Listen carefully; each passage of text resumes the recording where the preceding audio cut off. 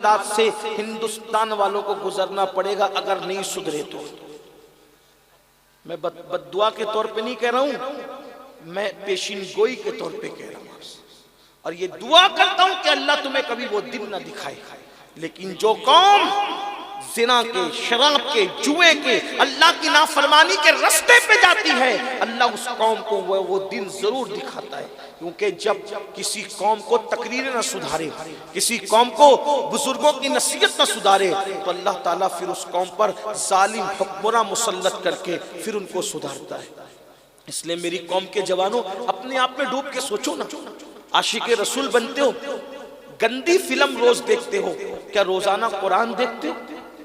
Hero heroine का जिना तुम्हें कितना पसंद है कि वो पिक्चरें हिट होती है जिसमें जिना के मनाजिर दिखाए जाते हैं। कभी रसूलुल्लाह की सीरत भी पढ़ने की कोशिश की?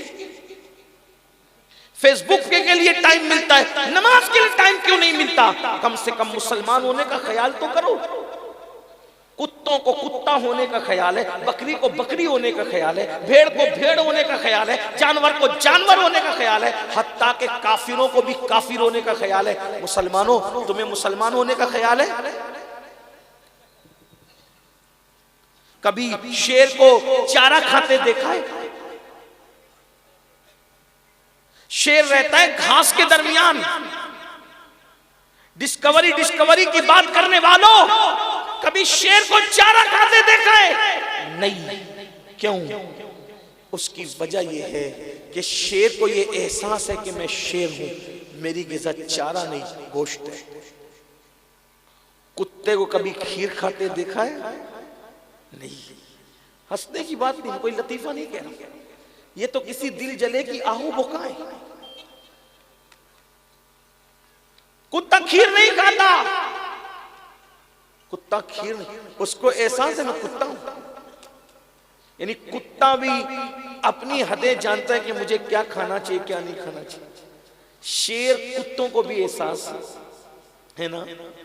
बंदर अदरक नहीं खाता कभी, बंदर को एहसास है मैं बंदर हूं, है ना। ये बातें किताबों में लिखी हुई है। मैंने कोई बंदर नहीं पाल रखे कि जो मैं आपके सामने तजुर्बा बयान करूं, बुजुर्गों ने लिखा है जो मैं बयान कर रहा हूं। कुत्ता खीर नहीं खाता, बंदर अदरक नहीं खाता, शेर घास नहीं खाता। मुसलमान, तू मुसलमान है, नबी का उम्मती है, तुझे भी तो ये एहसास होना चाहिए कि मुझे क्या खाना चाहिए, क्या नहीं खाना चाहिए। जब जानवरों को जानवर होने का एहसास है, तुम्हें इंसान होने और वो भी रसूलुल्लाह के उम्मती होने का एहसास नहीं। तुम्हारी शादियों में डीजे लगा बजा करके तुम नाचते हो, तुम्हारी बच्चियां नाचती है, तुम्हारी बहुएं नाचती है। कभी सोचा जंगल का हर जानवर नहीं नाचता? भालू नाचेगा, बंदर नाचेगा, शेर कभी नहीं नाचेगा, क्योंकि शेर को पता है मैं बादशाह हूं। और बैकवर्ड लोग नाचते हैं, इज्जतदार लोग नहीं नाचते। शेर दरिंदाओं की भी उसको ख्याल है कि जंगल में मैं इज्जतदार, इसलिए मैंने नहीं नाचना। तुम्हारी शर्म कहां मर गई? तुम खातिमुन नबीयीन के उम्मती होकर अपने घर के आंगन में बहुओं को नचा रहे हो, अपनी बेटियों को नचा रहे हो। मुझे बताओ शादियों का मेयार क्या बना रखा है? कहीं पर जंग, कहीं पर जैज की भीख मांगी जा रही है, कहीं पर डीजे बजाए जा रहे हैं, कहीं पे गाने गाए जा रहे हैं। अल्लाह अकबर। मुसलमानों क्या हो गया? अल्लाह के रसूल ने तो हमें अहले बैत और अपनी मोहब्बत के बार बार वास्ते दिए थे, क्योंकि हुजूर जानते हैं कि तुम जिससे मोहब्बत करोगे उसी के नक्शे कदम पे चलोगे। मगर हमने मोहब्बत का दावा किसी से किया और मोहब्बत किसी से की। और याद रखना, इन झूठे दावों से तुम हम जैसे सीधे साधे मौलवियों को धोखा दे सकते हो, लेकिन तुम मौला को धोखा नहीं दे सकते। आज तुम जिससे मोहब्बत कर रहे हो, कयामत के दिन उनके साथ उठने के लिए तैयार हो जाओ। जिनकी इस तस्वीरें मोबाइल के स्क्रीन पे लगा रखी है, जिनकी फिल्म रोजाना देखते हो, जिनके जिना के मनाजिर रोजाना देखते हो, मेरी पसंद के हीरो ने इस तरह की टी शर्ट पहनी तो मैंने भी पहनना है, ऐसी फटी जींस पहनी तो मैंने भी पहनना है, उसने कान में बाली पहनी तो मैंने भी पहनना है, उसने हाथ में कड़ा पहना तो मैंने भी पहनना है। उनकी नकल कर रहे हो ना, उन शराबी, जानी, जुआरी, जहन्नमियों के साथ उठने के लिए तैयार हो जाओ। और याद रखना, वो शराबी, जानी, जुआरी सिर्फ उनके साथ नहीं उठोगे, वो उठेंगे यजीद के साथ और तुम उठोगे उनके साथ, तो तुम भी यजीद के साथ उठोगे। और अगर दुनिया में कड़े नहीं पहने तुमने, नमाजें पढ़ी, तुम्हारे हाथों के अंदर जिना के आलात नहीं थे, मोबाइल के अंदर जिना नहीं देखते थे, ताश के पत्ते नहीं खेलते थे, बल्कि मुत्तकी परहेजगार थे, तो इंशाअल्लाह तुम सब गौस पाक के साथ उठोगे, गरीब नवाज के साथ उठोगे, साबिर पाक के साथ उठोगे, मखदूम पाक के साथ उठोगे, वारिस देवा के साथ उठोगे, शाह बरकतुल्लाह के साथ उठोगे, इमाम इश्क व मोहब्बत के साथ उठोगे, और वो सब उठेंगे इमाम हुसैन के साथ, और वो उठेंगे अपने बाबा अली के साथ, और वो उठेंगे अपने रसूल मोहम्मदुर रसूलुल्लाह के साथ। क्या वारे न्यारे होंगे। बात दूर निकल गई, मैं क्या अर्ज कर रहा था, वो दो बातें कहने चला था, लेकिन दिल का दर्द उभर आया, बात आगे बढ़ गई। क्या? नंबर एक, सैयदा फातिमा के पास एक ही लिबास, एक लिबास। अगर वो चाहती ना, अगर सैयदा चाहती तो रोज जन्नत से नया जोड़ा आता, लेकिन शायद सैयदा फातिमा तो ज़हरा को अपने बाबा की, उम्मत की गरीबी याद आ गई, इसलिए सैयदा ने सोचा कि मैं गुर्बत में जिंदगी गुजार लूं, ताकि जब भी मेरे बाबा का कोई उम्मती गुर्बत की चक्की में पिसे तो अपने ईमान का सौदा न करे, अपने अकीदे का सौदा न करे, अपनी आबरू का सौदा न करे। क्या हालात है, क्या हालात है। अल्लाह अकबर। अल्लामा अब्दुर रहमान सफोरी रहमतुल्लाह अलैह अपनी किताब में लिखते हैं, मैं उसको अपने अल्फाज के जामे में बयान कर रहा हूं। दो बातें बयान करनी थी, एक बात सुन लें। अपने अल्फाज के जामे में अल्लामा अब्दुर रहमान सफोरी की लिखी हुई एक रिवायत पेश कर। एक दिन दुश्मनाने रसूल ने प्लान किया कि हमारे घर शादी है जी, और उस शादी के अंदर हम रसूलुल्लाह की शहजादी को बुलाते हैं, और हमने सुना है उसके पास एक ही लिबास है और एक ही चादर है, और उस चादर के अंदर 72 पेवन लगे हुए हैं। अल्लाह। जब फातिमा 72 पेवन वाली चादर ओढ़ करके आएगी तो हम उसकी बड़ी बेइज्जती करेंगे, उसका मजाक उड़ाएंगे। नतीजा ये होगा कि मोहम्मद के दिल को तकलीफ पहुंचेगी। रूही फिदा सल्लल्लाहु अलैहि वसल्लम। ये प्लान तय हुआ दुश्मनान इस्लाम की तरफ से, और फिर वो लोग अल्लाह के रसूल के पास आते हैं, और आने के बाद कहते हैं कि हम ये चाहते हैं कि हज़ारा इख्तिलाफ है, दुश्मनियाँ हैं, मामलात हैं, लेकिन हमारे घर शादी है, आप अपनी शहजादी फातिमतुज़ ज़हरा को हमारे घर की शादी में भेजें। ऐसी हमारे घर की औरतों की ये गुजारिश है, अगर आपकी बेटी हमारे घर की शादी में आ जाती है तो हमारे दिल खुश हो जाएंगे। हुजूर की आदत करीमा थी, दोस्त हो या दुश्मन, मेरे नबी ने कभी किसी का दिल नहीं तोड़ा, किसी के दिल को तकलीफ नहीं पहुंचाई। अल मुख्तसर, ये अपने अल्फाज के जामे में उस मुख्तसर रिवायत का और इख्तिसार के साथ खुलासा पेश कर रहा हूँ। अल्लाह के हबीब ने फरमाया, ठीक है, अली से जाकर बस इतना कह दो कि मैंने इजाज़त दे दी है, तुम भी फातिमा को इजाज़त दे दो, ताकि फातिमा तुम्हारे घर की शादी में शरीक हो सके। मौलाए कायनात ने कहा, जब मालिके कौनैन ने, मुख्तारे कुल ने, कायनात के ताजदार ने, मेरे आका, मेरे मावा, मेरे मौला मोहम्मद रसूलुल्लाह ने जब इजाजत दे दी है तो रोकने वाला मैं कौन होता हूँ। और उसके बाद मौला अली सैयदा के पास गए और खातून क़यामत से कहा, फातिमा फुला दिन फुला कबीले में शादी है, इसलिए हुजूर ने इजाजत दे दी है, मैंने भी मंजूर कर लिया है, तुम्हें उस शादी में शरीक होना है। सैयदा कायनात, मखदूम कायनात, मलका फिरदौस बरी, मलका जन्नत ने अल्लाह अकबर मौलाए कायनात को कंखियों से देखा, सर झुका लिया और कहा, अगर मालिकों की तरफ से इजाजत है और हुक्म है तो हमने इनकार कब करना है। लेकिन अपनी बहनों की तवज्जो, अगर कोई दूसरी औरत होती, कोई दूसरी खातून होती तो क्या कहती, घर में तो कपड़े नहीं है जनाब, आप तो मंजूर कराए हैं, और खुदा जाने क्या क्या कहती।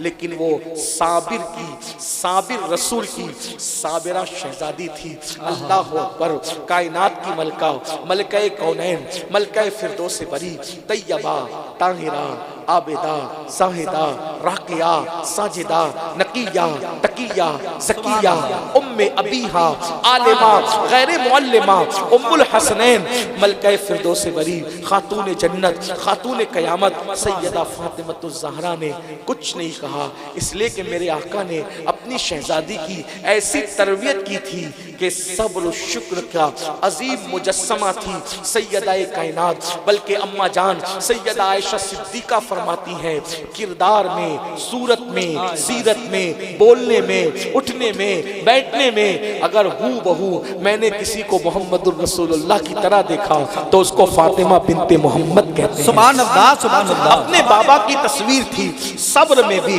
शुक्र में भी, उठने में भी, बैठने में भी, चलने में भी, फिरने में भी हूबहू अपने बाबा की तस्वीर थी। हुजूर ने ऐसा सांचे में ढाल दिया था कि अल्लाह अकबर, उनकी सखावत देखकर रसूलुल्लाह की सखावत याद आती थी, उनका उठना बैठना देखकर रसूलुल्लाह का उठना बैठना याद आता था। जब बोलती थी तो हुजूर का अंदाज़े तकल्लुम याद आता था, जब मुस्कुराती थी हुजूर का अंदाज़े तबस्सुम याद आता था। बहरहाल तो सैयदा कायनात ने कोई शिकायत नहीं की। और एक बात कहता हूँ बहनों से, बेहतरीन बीवी वो है जो कभी अपने शौहर का दिल न दुखाए, अपने शौहर के दिल को तकलीफ न पहुंचाए। अल्लाह अकबर, ये शिकायतें करना, ये शिकवे करना, ये मुसलमान बीवियों का काम नहीं है, मोमिना बीवियों का काम नहीं है। मेरी बहनों, अमीरी गरीबी तो लगी हुई है दुनिया के अंदर। नारे तकबीर, अल्लाह माफ कीजिएगा। रब्बे सल्ले व सल्लिम दाइमन अबदा अला हबीबिका खैरुल खल्क़ि कुल्लिहिम सलातो व सलाम अलैका या जद्दल हसन वल। असल में मैं परसों की रात से सो नहीं सका हूँ, अभी यहाँ के 1 घंटा सोया, थोड़ा सा हल्का सा उसका असर गले पर है। मैं बिल्कुल ठीक हूँ, मेरी तबीयत अच्छी, कोई प्रॉब्लम। एक बार दुरूद शरीफ पढ़े आप। अल्लाह रब्बु मुहम्मद सल्लल्लाहु अलैहि वसल्लम नहनु इबादु मुहम्मदिन सल्लल्लाहु अलैहि वसल्लम सलातो व सलामन अलैका या जद्दल हसन वल हुसैन। तो बेहतरीन बीवी वो है जो शिकवा न करे, निभा करे, क्योंकि कुरान कहता है हुन्ना लिबासुल लकुम व अंतुम लिबासुल लहुन्ना। शौहर बीवी का लिबास है, बीवी शौहर का लिबास है। और लिबास कहते हैं उसको है जो ऐब छुपा लेता है, जो ऐब न छुपाए वो लिबास नहीं होता। तो बीवी शौहर का लिबास है, यानी अच्छी बीवी वो है जो शौहर का ऐब छुपा ले, और अच्छा शौहर वो है जो बीवी का ऐब छुपा ले। और आपको बताऊं, ये जोड़ा वो जोड़ा है जो अर्श पर जिनका निकाह, आसमानों पर जिनका निकाह है। सैयदा फातिमा और मौला अली का निकाह आसमानों पर हुआ है। और ये वो जोड़ा है, एक दिन जन्नत में, एक दिन जन्नत में ऐसा लगेगा कि सूरज निकला। तवज्जो जी, मैं हदीस का मफहूम पढ़ रहा हूँ। एक दिन जन्नत में ऐसा लगेगा कि सूरज निकला, हालांकि जन्नत में सूरज नहीं होगा, जन्नत में सूरज नहीं होगा, लेकिन लोगों को यूं लगेगा सूरज निकला। जन्नत में दोपहर नहीं होगी, जन्नत में रात भी नहीं होगी, जन्नत में एक ही टाइम होगा। सुबह सादिक का जो सुबह का वक्त है ना, कैसे लगता है, जो सुबह फूटती है, जो फजर का वक्त कैसा लगता है, ऐसे ही वक्त जन्नत में रहेगा।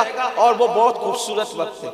मैंने गौर किया, अल्लाह ये सुबह क्यों बाकी रखी, दोपहर खत्म कर दी, शाम खत्म कर दी, रात खत्म कर दी, सुबह क्यों बाकी रखी? हिकमत तो अल्लाह जानता है ना, मगर हम इश्क के बंदे। फौरन ख्याल आया इस वक्त रसूलुल्लाह पैदा हुए ना, सारे वक्त खत्म कर दिए, सारे वक्त खत्म कर दिए, सुबह का वक्त बाकी रखा क्यों? सुबह तैबा में हुई बट्टा बाड़ा नूर का, सदका लेने नूर का आया है तारा नूर का। नारे तकबीर, पर्दे प्याला नूर का, नूर दिन दूना तेरा दे डाल सदका नूर का। और तेरे ही माते रहा ऐ जान सहरा नूर का, वक्त जागा नूर का, चमका सितारा नूर का। और जितनी बरकत सुबह के वक्त में है, उतनी बरकत इसी वक्त में नहीं है। सबसे कीमती वक्त। तो बहरहाल वो क्यों होगा? तो जन्नत में लोगों को यूं लगेगा सूरज निकला, यूं लगेगा सूरज निकला, ये किरणें सूरज की चमकी। तो जन्नती फरिश्तों कहेंगे, फरिश्तों यहां तो सूरज ने निकलना नहीं था, आज कैसे सूरज निकल गया, किरणें कैसे चमक गई, और आज चमकी तो पहले क्यों नहीं चमकी? तो फरिश्ते कहेंगे कोई सूरज नहीं निकला, सूरज ना निकलना था ना निकला। तो कहा फिर ये किरणें काय की है? तो कहा आज अली और फातिमा आपस में मजाक कर रहे हैं तो दोनों ने हंस दिया है, तो उनके हंसने से वो नूर फूटा कि जन्नत का जर्रा जर्रा जगमगा गया। नारे तकबीर, हाथों को उठा के नारे तकबीर, नारे रिसालत, अज़मते मौलाए कायनात, अज़मते मखदूमाए कायनात हुजूर सैयद साहब क़िबला, जिनकी मुस्कुराहटों से जन्नत का जर्रा जर्रा चमक जाए, उन्हें हसनैन की अम्मी और बाबा अली और फातिमा कहा जाता है। वो लोग जिनकी मोहब्बत की कॉन्फ्रेंस कर रहे हैं, ये वो लोग हैं। अल्लाह अकबर। तो सैयदाए कायनात ने फरमाया कि अगर अल्लाह के रसूल ने और आपने मंजूर कर लिया तो मुझे मंजूर है, लेकिन फिक्र ये है कि खुद ही सोचती है कि 72 पेवन वाली चादर, अल्लाह, बाज लोगों ने 17 पेवन का भी तस्करा किया है, बाज लोगों ने 72 का तस्करा किया, लेकिन इतने भी पेवन, मैं तो सोचता हूँ कि जो लोग सिग्नलों पर दिल्ली और मुंबई में भीख मांगते हैं, शायद उनकी बेटियों के दुपट्टों में भी इतने पेवन नहीं होते, एक भी नहीं होता होगा। लेकिन मालिके कौनैन की शहजादी किन हालात में अपनी जिंदगी गुजारती,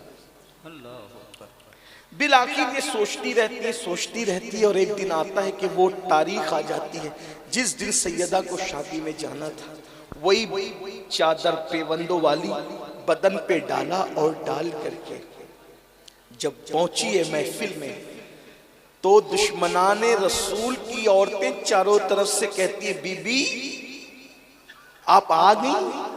आपने फरमाया आ गई। वो कहा ये जो चादर आप ऊपर से ओढ़ी है, जरा हमें अपना लिबास तो दिखाए ना। सैयदा ने जैसे ही लिबास से चादर हटाया तो बहुत सारी औरतें उसके हुस्न और जमाल को देखकर बेहोश होकर जमीन पे गिर पड़ी।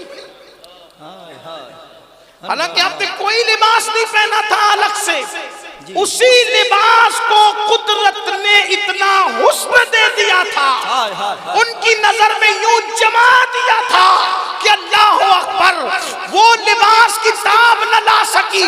और दूसरी रिवायत जो अल्लामा अब्दुर्रहमान सफूरी लिखते हैं वो ये है कि जब सैयदा के शादी में जाने का वक्त आया तो कोई आने वाला, अल्लाह अकबर, आने वाला वक्त सैयदा को बेचैन और बेकरार करता है। ऐसे में सैयदा ने सोचा यही फटा पुराना पेवन वाला लिबास पहन कर जाऊंगी तो वो लोग मजाक उड़ाएगी, तो सोचा बाबा से मांगू तो बाबा दुखी होंगे, अली से मांगू तो अली दुखी होंगे। मुसल्ला बिछा दिया, 2 रकात नमाज पढ़ी, सर को सजदे में रखा और अर्ज की, मौला तू ही लाज रखने वाला है, तेरे नबी ने मंजूर किया दावत को, तेरे अली ने मंजूर किया दावत को, मैंने तो जरूर जाना है, लेकिन मौला मेरी लाश तेरे हाथ है। अभी सर सजदे ही में था, दरवाजे पे दस्तक हुई, सर उठा के पूछा कौन? आपके बाबा का खादिम है, तोहफा लेकर आया। सुभान अल्लाह। जैसे ही रोशनदान से तोहफा वसूल किया तो देखा इतना खूबसूरत लिबास, और वो पहना और पहन करके गई, और फिर वही पर रिवायत फिरा। दोनों रिवायतें मौजूद हैं, मैंने दोनों का तस्करा कर दिया। वो लिबास देख करके वो तो सब गिरती पड़ती रही कि लाई कहाँ से, लाई कहाँ से, लाई कहाँ से। आखिरकार जब आप वापस लौट गई तो उनके शौहरों ने कहा कि तुमने तो फातिमा का बड़ा मजाक उड़ाने की बात की थी, बेहोश कैसे हो गई सब? तो कहा लिबास ऐसा पहन कर आई थी, ऐसा लिबास हमने कहीं नहीं देखा, ना वो यमनी था, ना शामी था, ना मक्की था, ना मदनी था, वो अजीब ही लिबास था। इधर हुजूर घर आए, क्या हुआ फातिमा? हुजूर वो तो बेहोश हो गए। कहा ये लिबास कहाँ से मिला? अर्ज़ की अल्लाह जाने उसका रसूल जाने, आने वाला तो बस इतना कह गया कि मैं तुम्हारे बाबा का खादिम हूँ। फरमाया पता है वो खादिम कौन था? बाबा जाने, बाबा का रब जाने, हमें नहीं पता। वो कहा वो जिब्रील थे। सुभान अल्लाह। वो जन्नत का लिबास तुम्हारे लेकर के आए थे।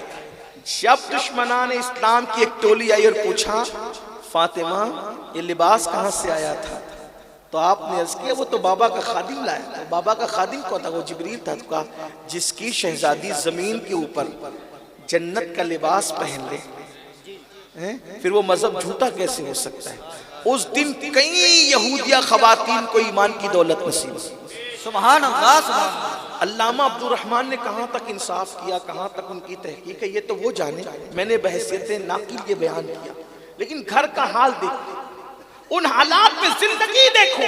और यहाँ थोड़ी थोड़ी सी गुर्बत पर कोई आबरू का सौदा कर रहा है, कोई इज्जत का सौदा कर रहा है, कोई ईमान का सौदा कर रहा है, कोई अकीदे का सौदा कर रहा है। आखिरी बात, हम अहले बैत की मोहब्बत की बातें करते हैं, आइए कैसे जिंदगी गुजरती थी उनकी। अच्छा आजकल ये भी है कि जब तक शोहर मालदार रहे उसका साथ दो, जब गरीब हो जाए बगावत करो। सीरियल देखकर यहाँ की औरतें ऐसी नहीं होगी।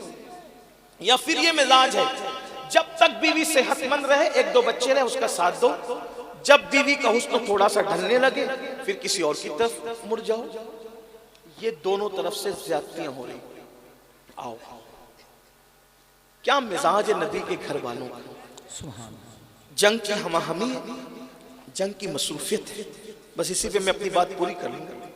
जंग की हमाहमी, जंग की मसरूफियत है। 3 दिन तक मौला अली मौलाए कायनात 3 दिन तक घर आए और आके फौरन चले गए, आए आके चले गए, आए आके चले गए। सैयदा फातिमा के पास बैठकर टाइम ना दे सके। 3 दिन के बाद जब वो जंगी मसरूफियत खत्म हुई तो 3 दिन के बाद मौला अली कहते हैं फातिमा कुछ खाना चाहता हूं, भूख लगी है, भूख लगी, कुछ खाना, कुछ है? इशा का वक्त हो रहा और मौलाए कायनात कहते घर में कुछ है, भूख लगी, खाना चाहता हूं। सैयदा ने कहा मेरे सरताज 3 दिन हो गए, ना हसन ने कुछ खाया है ना हुसैन ने कुछ। 3 दिनों से घर का हाल ही है कि शहजादों को पानी पिलाकर बैला फुसला करके सुला देती हूँ, और 3 दिन हो गए और मैंने भी कुछ नहीं खाया। 3 दिन से मैंने भी कुछ नहीं खाया, क्योंकि घर में कुछ है ही नहीं, घर में अल्लाह की बरकत है, कुछ नहीं है। अंदाज देखिए जवाब का, अल्लाह की बरकत है, कुछ नहीं है। मौला कायनात ने कहा फातिमा 3 दिन हो गए, तुमने मुझे कहा क्यों नहीं? ये आप और हम सब के लिए, ये नबी का घर है, नबी के घर वाले अहलुल बैत है ये लोग। इनकी मोहब्बत पर जन्नत की बशारत है, इनकी मोहब्बत पर रसूलुल्लाह के साथ जन्नत में दाखिले की बशारत है। हमने मोहब्बतों के दावे किए, इनको आइडियल नहीं बनाया। नहीं होता आज किसी के घर में फाका, आज नहीं होता है जी। फकीर लोग भी दिन में 3 मरतबा पेट भर के खाना खाते, मगर मलका फिरदौस से बरी जिनके टुकड़ों पर कायनात पल रही है, उसके घर में 3 दिन से चूल्हा नहीं जला है। और हाल ये शौहर कह रहे तुमने मुझे बताया क्यों नहीं, बता तो देती ना।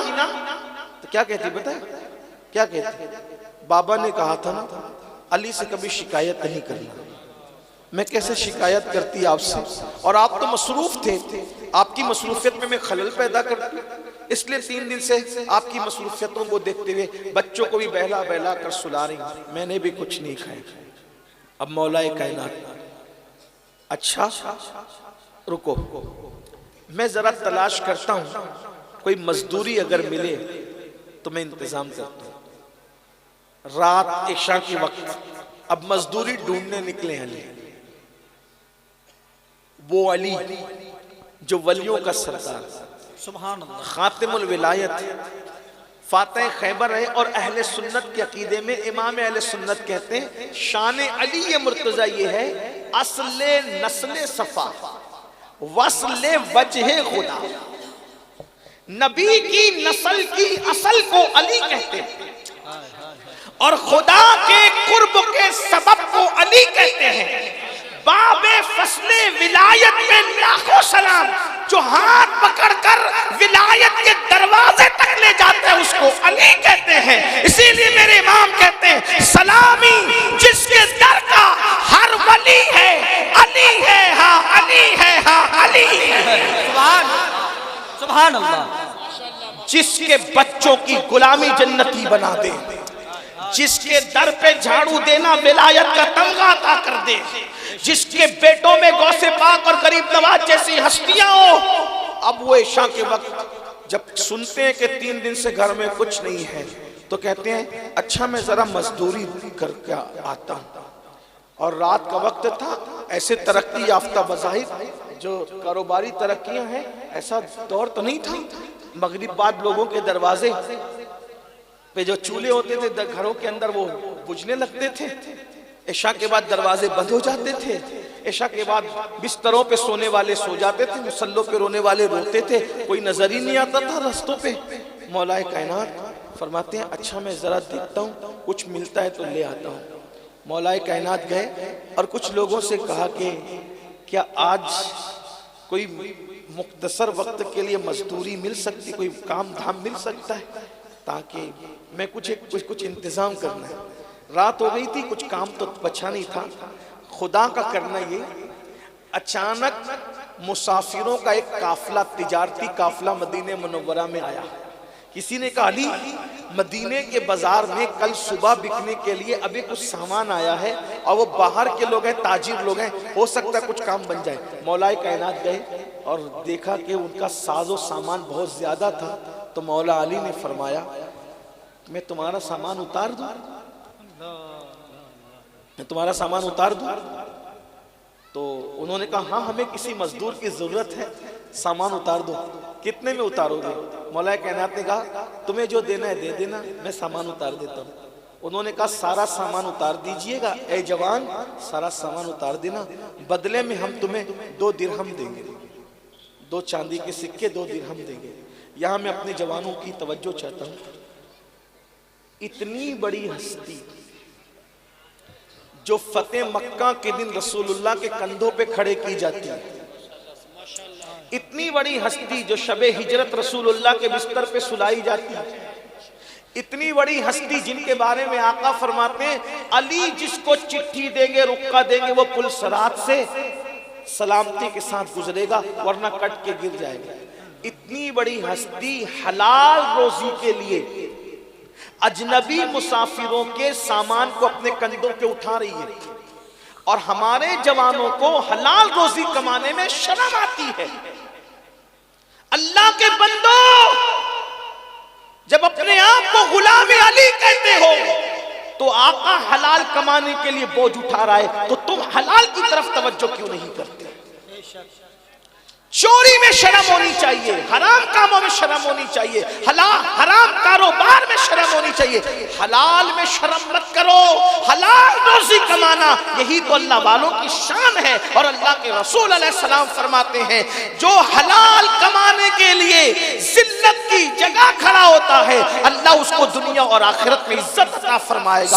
हलाल कमाते कमाते जिसके माथे से और जिस्म से पसीना निकलता है उसके पसीने का कतरा उसका आखिरी गुनाह लेके निकलता है। जो हलाल कमाते कमाते थक जाता है गुनाह से ऐसे पाक हो जाता है जैसे अभी अपनी माँ के पेट से पैदा हुआ। सुभान अल्लाह, सुभान अल्लाह। हलाल पे तवज्जो दो, हलाल कमाने में मत शर्माओ, चाहे मजदूरी करनी पड़े। मौलाए कायनात उनका सामान उतारते हैं और उनको हैरत होती है, थोड़ी देर में रात गुजरने से पहले मौला अली सारा सामान उनका उतार देते हैं और वो सिर्फ 2 दिरहम देते हैं। 2 दिरहम लिए, उसमें से 1 दिरहम, 2 में से 1 दिरहम मौलाए कायनात ने सदका कर दिया, यानी जितना कमाया उसका आधा सदका कर दिया। 3 दिन घर में चूल्हा नहीं जला, 2 दिरहम आए तो 1 सदका है। और दूसरा दिरहम लेकर के आप एक सहाबी जो दोस्त थे उनके पास गए और कहा कि घर में कुछ जौ चाहिए, कुछ घी चाहिए। जौ और घी लेकर के घर पहुंचे। सैयदा इंतजार में थी, फातिमा तो ज़हरा। आधी रात अब तक हो चुकी थी। सैयदा ने जौ लिए, आपने जौ पेश किए। जौ लेकर के चक्की से में पीस करके रोटी बनाई और रोटी बनाने के बाद एक रोटी मौला अली को दी। आपने घी लगा करके उस रोटी को, सालन भी नहीं था, वो आपने खाया। आधी आधी रोटी हसनैन करीमैन को दी और एक रोटी जो थी मौलाए कायनात ने फरमाया फातिमा तुम खा लो। जैसे ही रोटी की तरफ हाथ बढ़ा, ख्याल आया घर में कनीज भी तो है ना, तो सैयदा फातिमा तो ज़हरा ने वो रोटी उठा करके कनीज को दे दी और कनीज को दे करके कहा तुम खा लो, मैं पानी पीकर आज भी शुक्र करते हुए मुसल्ले पे रात गुजार दूंगी। और दुनिया ने देखा कि सैयदा ने अपनी हिस्से की रोटी कनीज को दे दी और जब कनीज को रोटी दे दी, मौलाए कायनात तो मुसल्ले पर थे। जब सुबह हुई तो कनीज ने बताया कि अपनी हिस्से की रोटी कनीज को दे दी थी। तो सैयदना मौलाए कायनात फरमाते वल्लाह दुनिया और आखिरत में फातिमा जैसी कोई औरत बीवी की हैसियत से नहीं हो सकती। सैयदना फातिमा तुज़हरा, ये अंदाज है, ये मिजाज है, ज़बान पे शिकवा नहीं है, शिकायत नहीं है, ये जिंदगी का माहौल है। हमारे घर का क्या है? अगर गुर्बत है तो शिकायत है और मालदारी है तो अय्याशी है, गुनाह है, अल्लाह की नाफरमानी है। अल्लाह के बंदो ये दुनिया है, इस दुनिया के अंदर अगर शिकवा करोगे तो भी नाकाम और अल्लाह रब्बुल इज्जत के साथ बगावत करोगे तो भी नाकामी है। इसलिए जो अहले बैत की मोहब्बत का मियार है वो सिर्फ नाड़े नहीं है, वो सिर्फ कड़े नहीं है, सिर्फ ज़बानी दावे नहीं है। असल मियारे मोहब्बत ये है कि उन्होंने जिस उसूलों पे चलकर अपनी जिंदगी को गुजारा है, उन उसूलों को अपने लिए रहनुमा बनाओ, उसी पर अमल करो। अपनी बेटियों को उसी किरदार के सांचे में ढालो, उसी जिंदगी के सांचे में ढालो, ताकि हम भी उनके नक्शे कदम पर चलते हुए कामयाब हों। अल्लाह ताला से दुआ है, अल्लाह सबसे पहले मुझे आप सबको अमल की तौफीक अता फरमाए। गुफ्तगू के दरमियान अगर कोई गलती तो अल्लाह ताला माफ़ फरमाए। शादियों को भी पाकीज़ा बनाओ और मैयतों के मौके पर भी बिदात और खुराफात से बचो, अपने बच्चों की सही तरबियत करो। और आखिरी बात जाते जाते ये कह दूं, अपने बच्चों को आला से आला तालीम दिलाओ, बेशक एजुकेशन पे मेहनत करो। ये मत कहो कि मौलाना गुर्बत है, महंगी हो गई है तालीम, अब हम नहीं पढ़ा सकते। देखो तालीम महंगी हो गई तो नहीं पढ़ा सकते, मोबाइल भी तो महंगे हुए ना, मोबाइल खरीदते हो ना, तो तालीम से क्यों पीछे होते हो? कपड़े भी तो महंगे हो गए ना, कपड़े तो पहनते हो ना।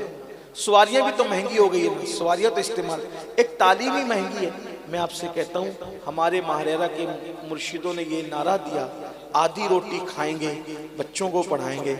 अगर आधी रोटी खाना पड़े तो आधी रोटी खाओ, फाका करना पड़े फाका करो, साल में एक ही ड्रेस पर जिंदगी गुजारना पड़े एक ही ड्रेस पर जिंदगी गुजारो। लेकिन हर माँ बाप तय करे कि मैंने जितनी तकलीफ उठानी उठाएंगे, मगर अपने बच्चों को आला तालीम दिलाएंगे। डॉक्टर बनाओ, इंजीनियर बनाओ, लॉयर बनाओ, जज बनाओ, टीचर बनाओ, डॉक्टर बनाओ, इंजीनियर बनाओ और सबसे पहले अपने बच्चों को सच्चा और अच्छा मुसलमान बनाओ।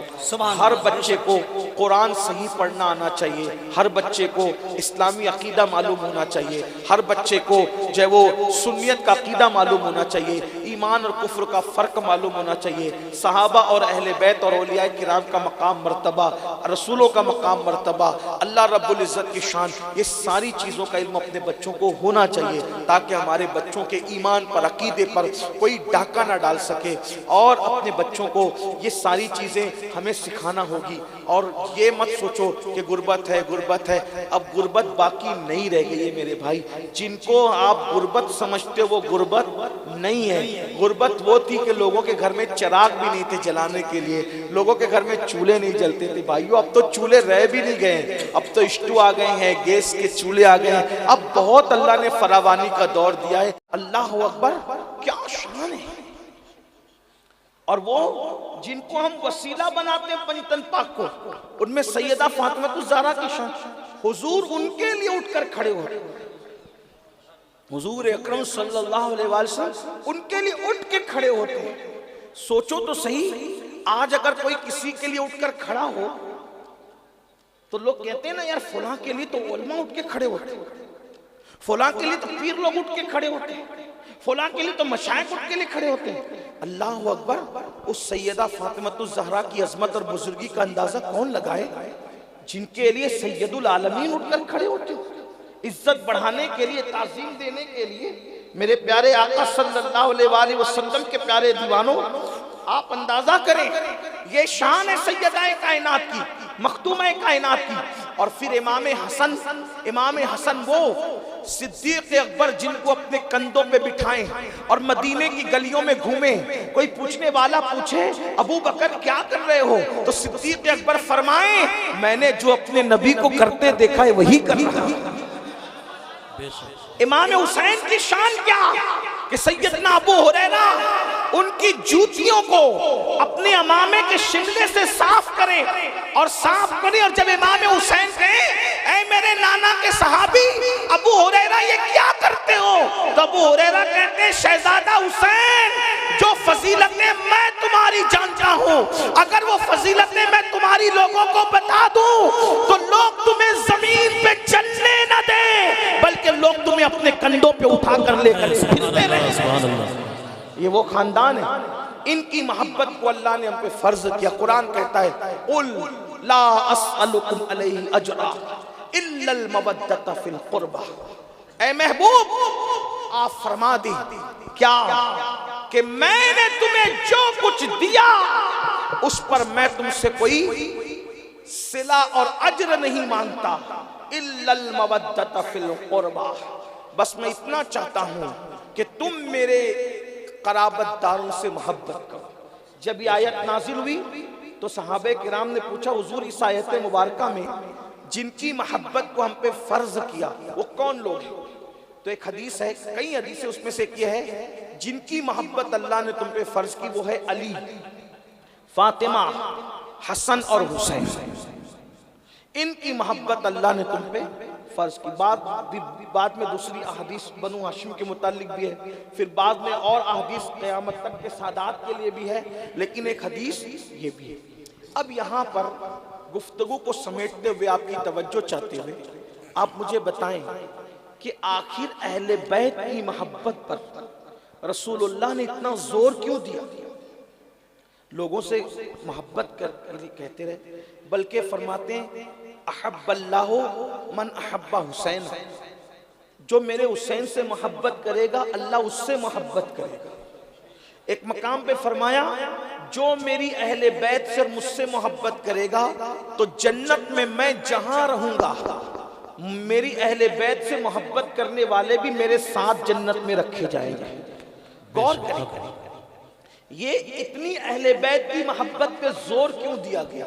उसकी वजह कई वजूहात में से एक वजह ये कि जो जिससे मोहब्बत करता है उसके रास्ते पर चलता है, जो जिससे मोहब्बत करता है उसको आइडियल बनाता है, जो जिससे मोहब्बत करता है उसके पीछे पीछे चलता है, उसकी इत्तेबा करता है, उसकी पैरवी करता है। अब हमें क्या हुक्म है? अहले बैत से मोहब्बत करो। तब आप सब हुसैनी हैं, इमाम हुसैन से मोहब्बत का दावा करते हैं, इमाम हसन से मोहब्बत का दावा करते हैं, मौला अली से मोहब्बत का दावा करते हैं, सैयदा फातिमा से मोहब्बत का दावा करते हैं, रसूलुल्लाह से मोहब्बत का दावा करते हैं। अब सच सच बताना मुझे, जब पंजतन पाक से मोहब्बत है, खुलफाए राशिदीन से मोहब्बत है, सहाबे किराम से मोहब्बत है, गौसो ख्वाजा से मोहब्बत है, तो फिर हमारे मोबाइल के स्क्रीन पर हीरो की तस्वीर क्यों है? ये हंसने की बात नहीं, अपने आप से पूछो, अपने ज़मीर से पूछो। जब मोहब्बत उन लोगों से है जो आसमान के तारों के लिए भी रश्क का जरिया है, तो अपने मोबाइल के स्क्रीन पे हीरो क्यों है? अपने मोबाइल के स्क्रीन पे फिल्म की अदाकारा क्यों है? इसका मतलब कहीं ना कहीं हम मोहब्बत के अंदर फेल हो रहे, नाकाम हो रहे। जब हमारे दिलों में अहले बैत से मोहब्बत है तो फिर हमारे मोबाइल की रिंगटोन के अंदर गाना क्यों?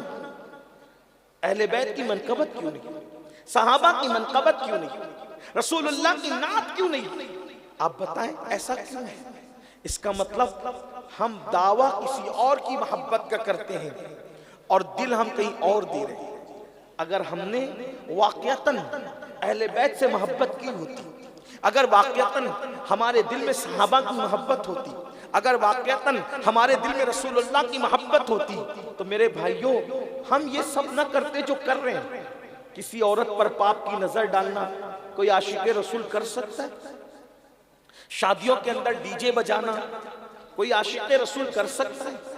वो सूद का हराम धंधा करना जिसके बारे में अल्लाह के रसूल कह रहे हैं कि जिसने एक लुकमा सूद का खाया गोया उसने अपनी माँ के साथ 36 मरतबा जिना किया।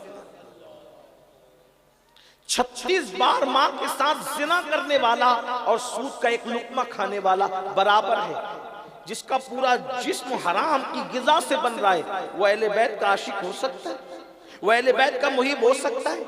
आप मुझे बताएं, आज मेरी माएं और बहनें अपने शौहर से कहती है, क्या कहती है शौहर से कि आप कुछ भी करो, चोरी करो, डाका डालो, कुछ भी करो, हमारा मुतालबा पूरा होना चाहिए। हर शादी में नया ड्रेस चाहिए तो चाहिए, हर शादी के अंदर नया लिबास चाहिए तो चाहिए, हर शादी के अंदर बच्चों को कपड़े चाहिए तो चाहिए। दूसरों के बच्चों ने ये खरीदा तो हमें भी चाहिए, ये खरीदा तो हमें भी चाहिए। आपसे पूछना चाहता हूँ, हराम और हलाल की तमीज नहीं, दूसरों के दरमियान झूठी इज्जत पाने के लिए, झूठा वकार पाने के लिए हराम और हलाल की तमीज भुला दी। और अहले बैत के घर का हाल क्या है? ये नए कपड़े, कीमती लिबास अल्लाह के नजदीक तुम्हें इज्जत नहीं दिला सकते। अल्लाह के नजदीक तो अल्लाह के कानून पर अमल करने वालों को इज्जत मिलती है।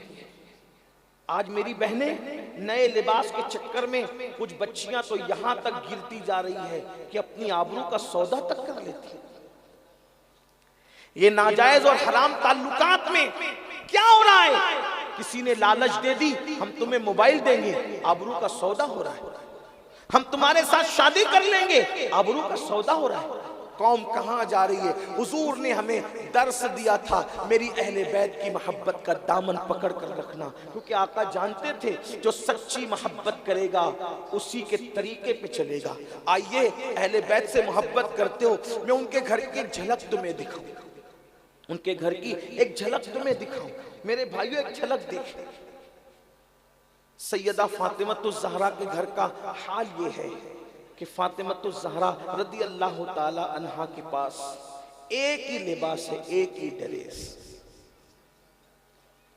मेरी बहनें मौजूद हैं, आपकी तवज्जो चाहिए। मैंने पहले ही कहा था मैं ज्यादा वक्त आपका नहीं लूंगा, क्योंकि मेरे बाद भी आपको हमारे शब्बीर बरकाती साहब और दीगर लोग मौजूद हैं, उनको आपको सुनना है।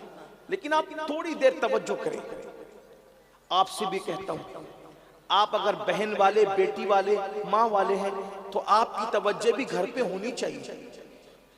मेरी बहन किसके साथ रहती है, नहीं रहती। मेरी बहन की सहेली कौन है, मेरी बेटी की सहेली कौन है, मेरी बेटी जाति का है, मेरी बहन जाति का है। जब भाई खुद किसी के साथ अफेयर में, गंदगी में, दलदल में डूबा है, उसको बहन की क्या फिक्र। इधर भाई गंदगी में मुब्तला, उधर बहन गंदगी में मुब्तला, उधर बाप गंदगी में मुब्तला, उधर माँ गंदगी में मुब्तला, उधर बेटा गंदगी में मुब्तला, उधर बहू गंदगी में मुब्तला।